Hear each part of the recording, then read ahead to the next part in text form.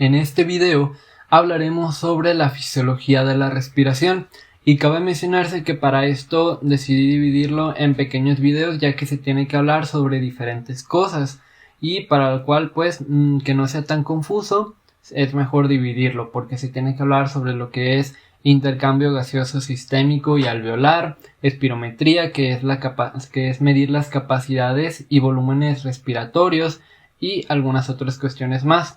Pero bueno, para comenzar, el aparato respiratorio es un conjunto de órganos encargados de hacer que el aire entre y salga del cuerpo de manera rítmica, proporcionando oxígeno a los tejidos y eliminando el dióxido de carbono generado en el cuerpo a través de los diferentes procesos metabólicos y bioquímicos. De manera general, podemos dividir al sistema respiratorio en lo que son vías respiratorias superiores y vías respiratorias inferiores.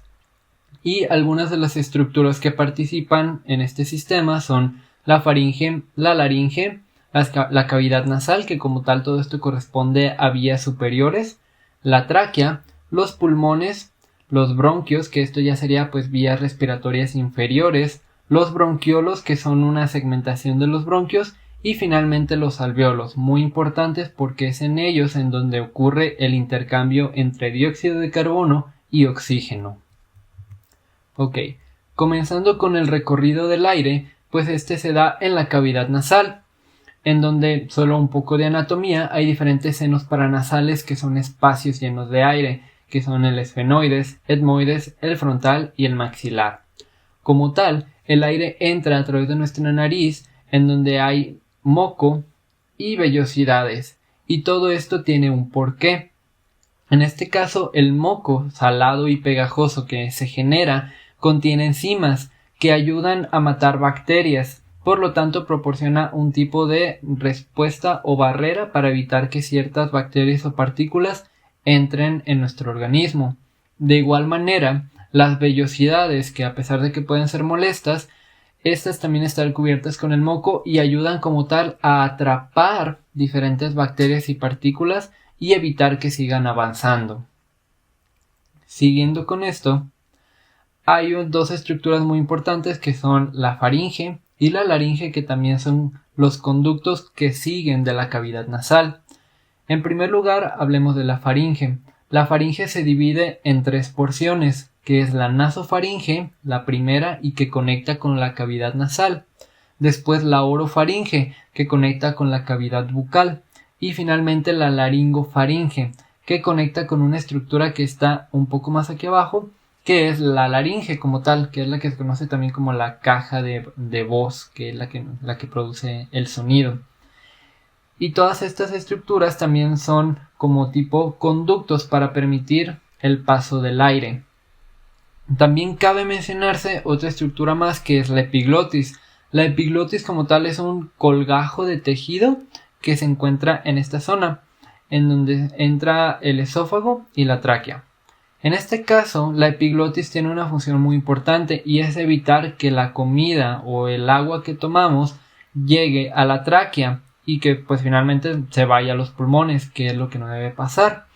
Cuando nosotros estamos ingiriendo algún alimento o bebiendo, al momento de hacer ese reflejo de tragar, la epiglotis se cierra y evita que la comida se vaya a la tráquea, que está representada aquí de color azul, y por lo tanto se vaya a donde debería, que es el esófago, para que finalmente llegue al estómago.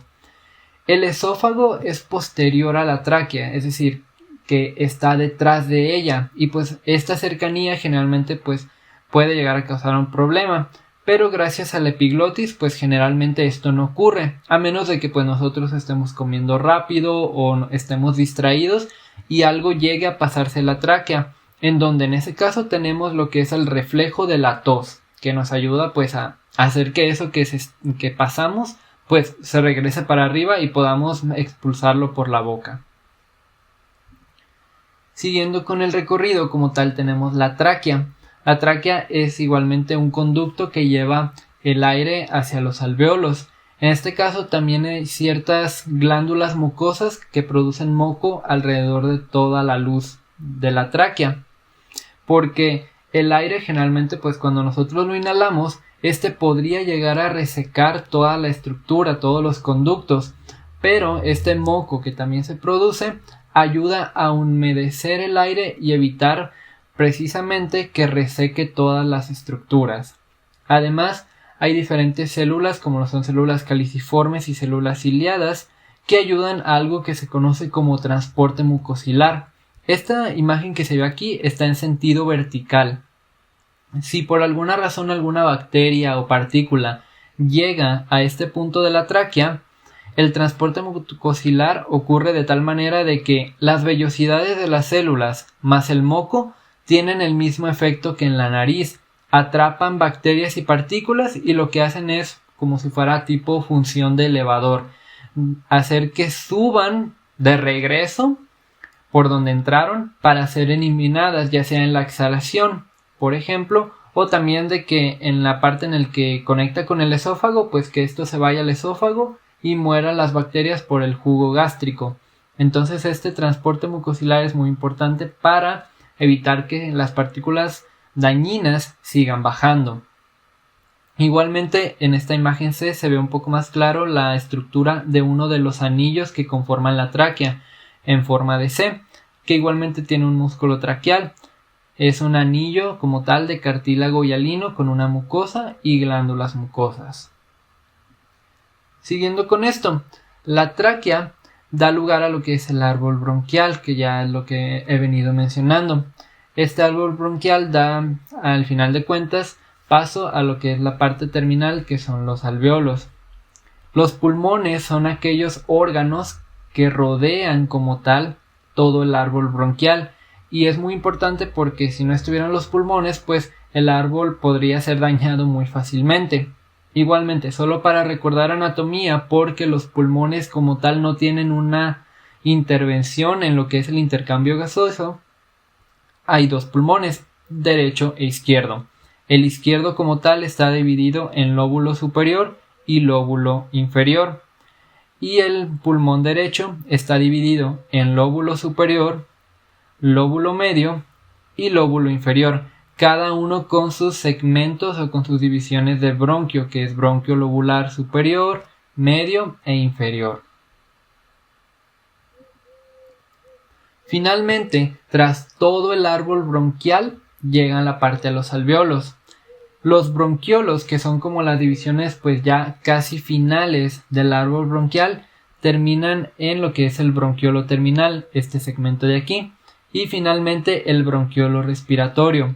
Seguido de esto ya se encuentran como tal los alvéolos, que están agrupados en sacos, que generalmente pues se ven como si fueran racimos de uvas, y que estos están rodeados por capilares, vénulas y arteriolas, que están dispuestas como si fueran redes.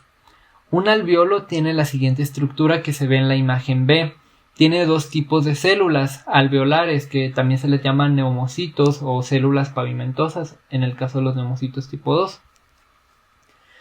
Los neumocitos tipo 1 abarcan un 95% y el resto es para los neumocitos tipo 2.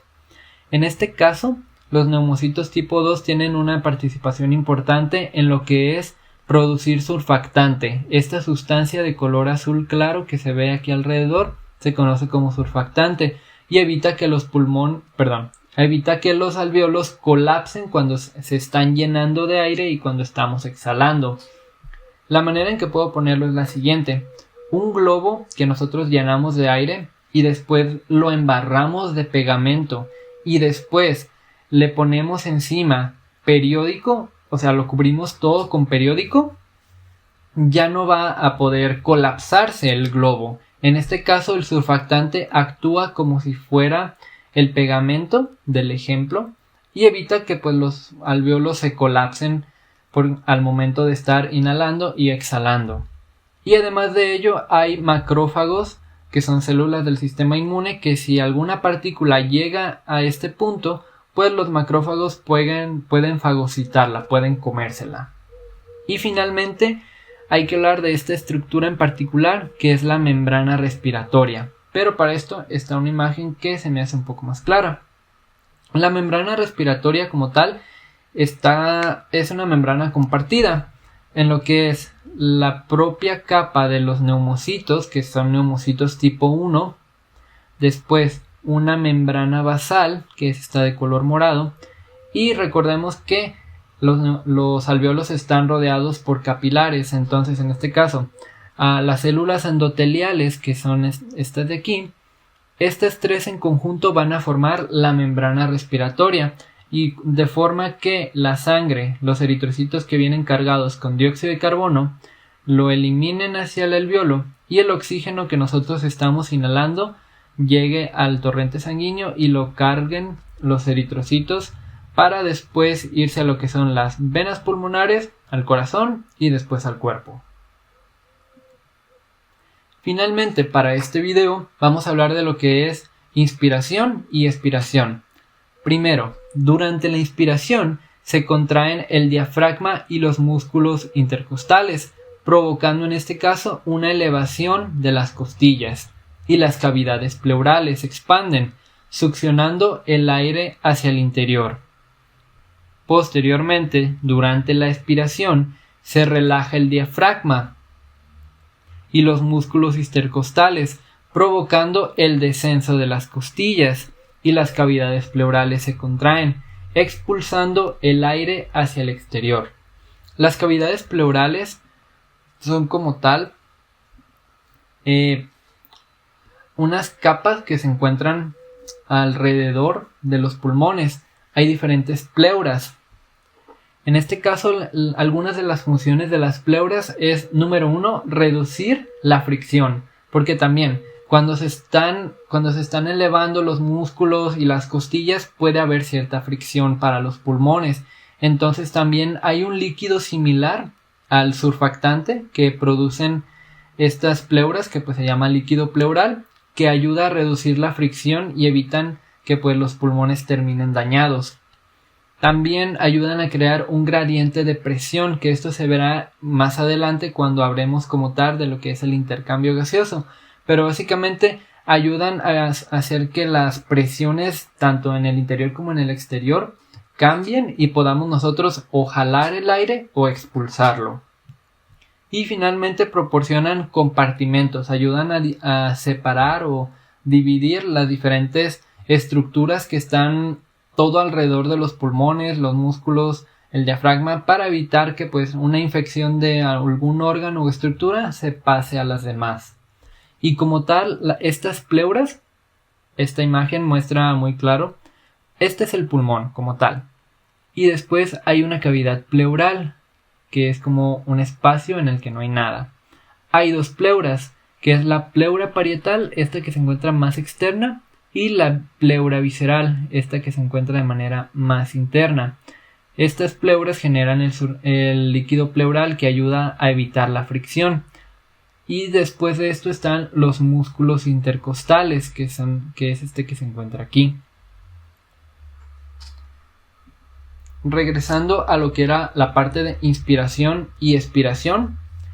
En esta imagen las flechas azules representan cuál es el sentido en el cual están yendo los músculos, es decir, si están subiendo, contrayéndose o relajándose, tanto en la inspiración como en la expiración forzada.